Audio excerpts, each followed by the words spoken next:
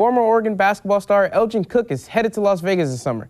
Though he's pressing his luck, it won't be on a roulette wheel. Instead, he'll be on the court with the Sacramento Kings Summer League team. With scouts on hand, the newest batch of NFL hopeful Ducks takes center stage in Oregon's Pro Day. As the Olympic trials draw closer to its completion, a plethora of local athletes and Ducks are closing in on a trip to Rio. The rain was coming down hard today at PK Park. After a couple of rain delays, the Ducks finally won the ball game 5-1, sweeping the series over the Arizona Wildcats. This is day 8 of the U.S. track and field Olympic trials in Eugene, and one of the most anticipated events of the trials, the 110 meters with Oregon star Devin Allen, got off to a fast start today. With the Beavers coming into town on Tuesday, Chase and the Ducks will get a chance to redeem themselves at home. Reporting for Duck TV Sports, I'm Ronald Clark. Now, KZI 9 Sports. After crushing it in the qualifying rounds yesterday, Oregon's Devin Allen is looking to secure a spot on the Olympic team. He would first have to advance through the 110-meter hurdle semifinals and then on to the finals. For many, the NBA Summer League is a giant tryout, players trying to prove their worth to NBA teams and hoping to gain an invite to training camp. For some already with the team, it provides them an opportunity to continue developing their skills.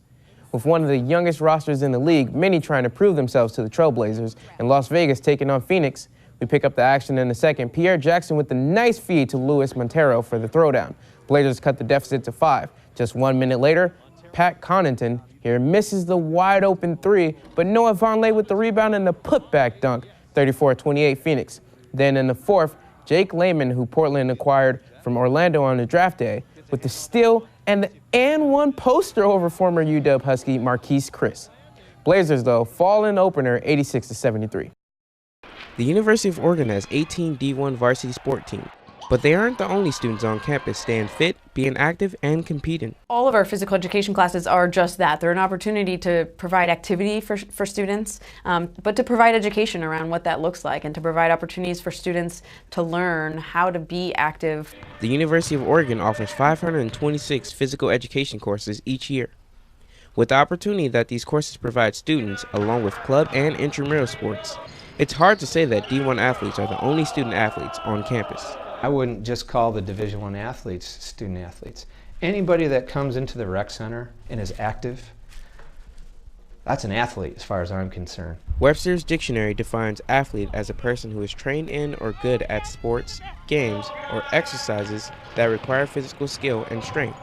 This definition seems to fit these students perfectly, as they are being trained on skills that are required for their specific sport.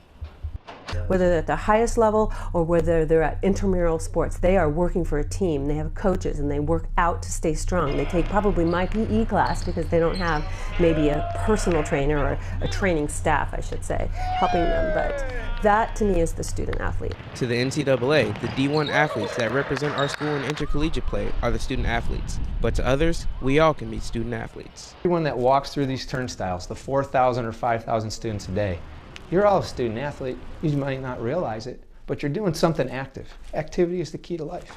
Reporting for Duck TV Sports, I'm Ronald Clark. Coming up, with both Ducks baseball and softball teams take their talent on the road for Pac-12 matchups, and the acrobatic and tumbling team is set to defend its title at the Acrobatic and Tumbling National Championship. We'll have details after the break. Welcome back. I'm Ronald Clark with this week's sports update. The number 7 ranked Ducks will have their hands full this weekend with the top 10 battle against their in-state rival, number 4 Oregon State. The Ducks will be coming into the series riding a 9-game winning streak. Since the University of Oregon reinstated the baseball program in 2009, the home team has won 15 of the 21 Civil War games. Junior pitcher Jake Reed talked about how hard it is to play in Corvallis. It's the most hostile place I've ever played at in any sport. The 3-game series begins against the Beavers tonight at 7 p.m. Junior lefty Tommy Thorpe will be on the mound for the Ducks. Moving on to the number 1 softball team in the country, tonight the Ducks will begin a 3-game series against the Stanford Cardinals. The Ducks have now held the number 1 spot for 3 consecutive weeks. A huge part of their success this year has to do with the superb play and leadership of sophomore pitching ace Sheridan Hawkins. Oregon News sports reporter Chris Brooklier has a story on Hawkins stepping into the leadership role. You can watch Hawkins and the number 1 ranked Ducks kick off their series against the Cardinals tonight on ESPNU at 7 o'clock. Another number 1 team in Eugene is the acrobatic and tumbling team. The Ducks are in Azusa, California for the Acrobatic and Tumbling National Championships. The championship competition kicked off last night with individual events, which saw the Ducks take home 6 event titles, the most of the night. The quest for their 4th consecutive championship continues with the team matchups tonight. That's all for sports. We now send it to Nick Nathaniels with your weekend forecast. Nick?